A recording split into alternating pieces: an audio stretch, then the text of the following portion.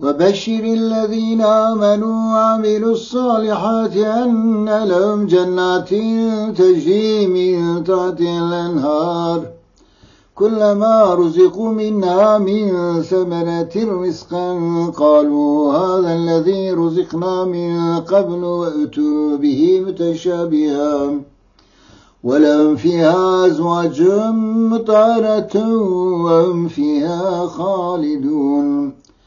إن الله لا يستحيي أن يضرب مثلا ما بعوضة فما فوقها فأما الذين آمنوا فيعلمون أنه الحق من ربهم وأما الذين كفروا فيقولون ماذا أراد الله بهذا مثلا يضل به كثيرا ويهدي به كثيرا وما يضل به إلا الفاسقين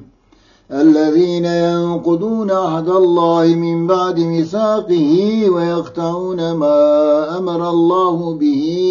أن يوصل ويفسدون في الأرض أولئك هم الخاسرون